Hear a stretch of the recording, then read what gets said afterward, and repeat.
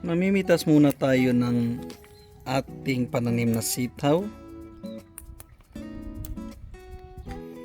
Sa tingin ko marami-rami na to.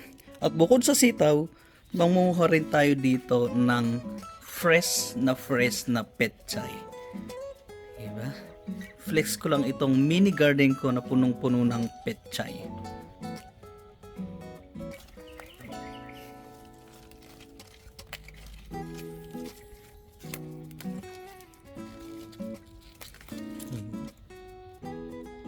Organic ba?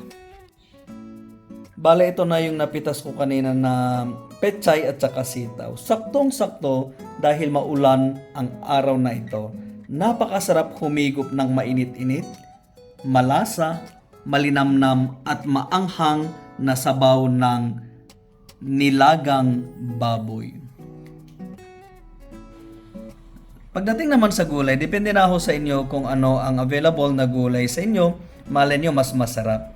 So bali ito ang sarili kong version pagdating sa pagluluto ng lauya o di kaya nilagang baboy. Lutuan time na! Bali pinakuluan ko siya ng 10 minutes para palabasin natin yung namumuong dugo-dugo at mga impurities nan. So bali itatapon ko lang to at papalitan ko ng panibagong malinis na tubig.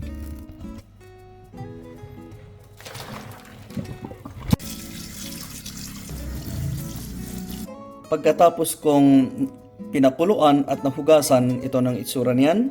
So bali ang gagawin ko ay itutusta ko muna siya kasi gusto kong palabasin yung bango na galing sa karne bago ko siya ilalaga ulit. Sa mainit na kalan, bawang, mas maraming bawang, mas masarap. Golden brown. Next, yung sibuyas. Pagdating pala sa paggigisa, dapat high heat lang tayo para matutusta talaga siya. Bango. After a minute na pagsusutay, lalagay na natin yung nalinisan at napakuloan natin na baboy.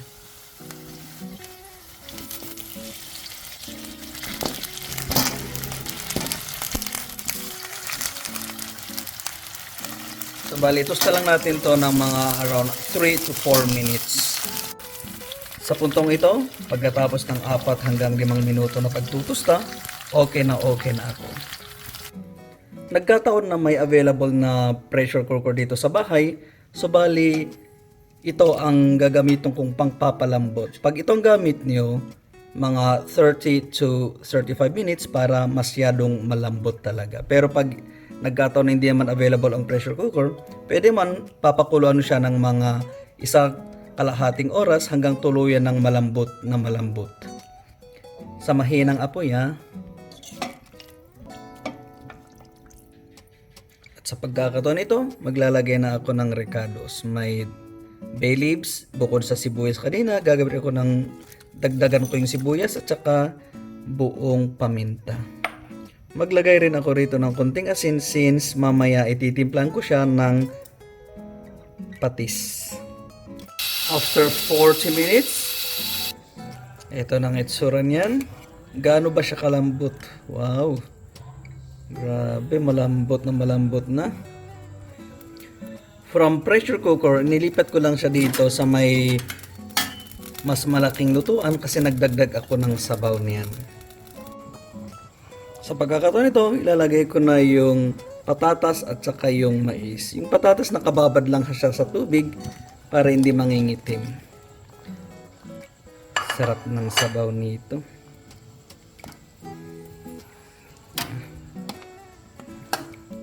After 15 minutes, ito na ang itsura niyan. So bago natin ilalagay yung mga gulay natin, titimplan muna natin siya ng konting patis. Konti lang since naglagay ako ng asin kanina lang. Kanina kako sana. At syempre, ang ating sili. Ito lang ho ay optional, lalo na kung may mga kasama kayo sa bahay na ayaw ang maanghang. Pagdating naman sa seasoning, bahala na ho kayo kung gusto nyo maglagay ng Knorr cubes o any pampalasa. Pero ako mas gusto ko ito para malalasan ko talaga ang aking niluluto. Yung tunay o di kaya genuine na lasa ng ating nilaga. Kasi pagkakataon ito, Nandito na tayo sa aking paboritong parte ng pagluluto, ang tikiman time. Sabaw. Ato ka magic. Okay na ako. Napakasarap, napakamalinamnam. So oras na para maglagay tayo ng mga gulay. Unahin natin si sitaw, fresh from my garden. Next, sunod natin yung repolyo natin. At panghuli sa lahat, yung ating pechay. Paalala lang ha, pagdating sa gulay, huwag niyo siyang i-overcook. Mas masarap pa rin yung medyo crunchy siya.